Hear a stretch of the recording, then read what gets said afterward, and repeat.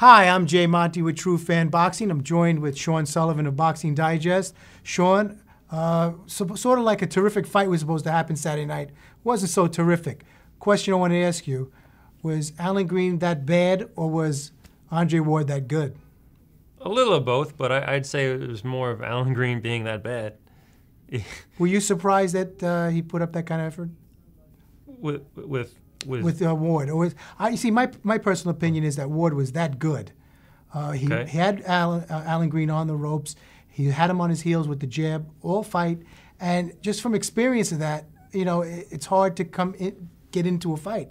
And once you're on your heels, forget it. You're finished. He was finished by round 3. Right. It was the game plan. Andre Ward had a game plan to rough things up and get in close and push Alan Green around. Mm-hmm. Alan Green was not prepared for that, and he didn't have a plan B. Well, if he did have a plan B, what would you have done against Andre Ward? How does anyone in this tournament beat Andre Ward? He seems now with this fight, he's the favorite. Apparently he is right now, after dominating Mikhail Kessler and now dominating Alan Green. But, he's got a tough fight ahead of him with that slick guy, Andre Durrell, his friend from the Olympics. And that's a guy who could give Ward problems. That's his next fight. And yeah, that's going to be, and that's in September? I think so. When is the next Super 6 fight that's slated? Do you know? Well, that might be the next one because the Arthur Abraham fight with Carl Froch, they were trying to get that signed and secured, earlier on, but they keep fighting over the location, whether it's going to be in Froch's hometown in England or Arthur Abraham's in Germany, and then they want, whether it's a neutral territory. It seems that's the most important thing is who's got the home turf. Right, that's what they're bickering about. And it looks like it's not destroying the tournament, but it's a little bit of hindrance. I'm hearing that they might try that for October or November. But wow. It could have happened, it could have been signed by now if they had just agreed to that term. Would you have liked to see them a little more faster, expedience in the tournament? I mean, it seems these fights are just No. I mean, you knew that going ahead. This was going to take 2 or 3 years. They have the first portion of the tournament is in 3 stages. When you have 6 fighters all fighting each other in a round robin. It's gonna take a long time. The reason why I say this is because in 2 or 3 years, boxing changes. In 2 or 3 years, there could be another 6 that could probably beat these 6. Well, one thing about Andre Ward that I'm impressed with, his career.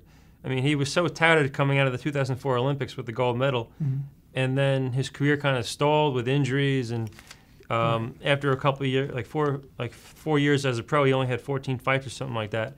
But in the last year and a half, he's really come into his own with the fight against Edison Miranda, and then Kessler, and now Green. He's really coming into his own.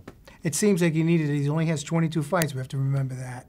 Anyway, this week, Saturday night, John Duddy, a New Yorker, had a little bit of hard times. Comes now to fight Julio Cesar Chavez Jr. How do you see that fight playing out? Right, it's in Texas. It's the San Antonio Alamo Dome. And for both these guys, this is their big chance. Get a victory here, look impressive, and then you'll get a title shot down the line. That's basically what they're fighting for, an eventual title shot in a big money fight against a named fighter. And is this a title eliminator, or is it? No, it's not a title eliminator. It's just, maybe unofficially it is. And they both happen to be promoted by Top Rank, Bob Arum. So he's just looking to establish one of those guys as a future title challenger. He already has Chavez as a proven popular fighter and box office success with his pay-per-view shows in Mexico and down south.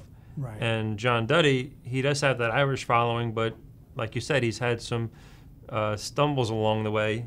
He lost to Billy Lyle. So he's really, both of these guys, they really have to prove themselves. Chavez is more of a hometown fighter in this fight. We talked about hometown. How important is that to him in winning this fight or being successful? Being the hometown fighter? Yeah.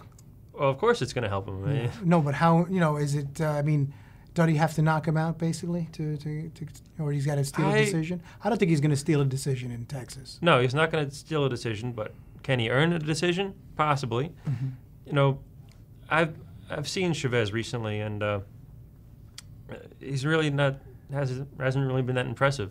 And this will be his second fight at middleweight, 160 pounds. And meanwhile, this is a guy only a few years ago turned pro as a junior lightweight, 130 pounds. Right. So, and where is the discipline? Why is he fighting at middleweight? He should be fighting at the very at maximum at welterweight maybe.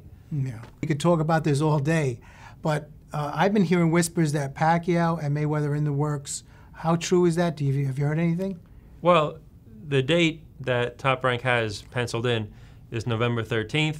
Right. Most likely in Las Vegas at the MGM Grand. Mm-hmm.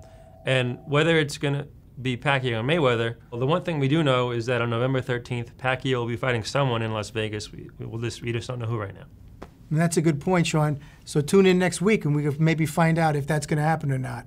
For Sean Sullivan, Boxing Digest, I'm Jay Monte, True Fan Boxing. Be there in the square. Take care.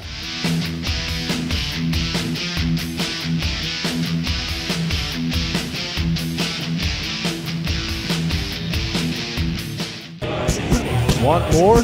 Go to inasectv.com to connect with the world of sports. Real-time updates, blog postings, and all the action you can handle in a sec.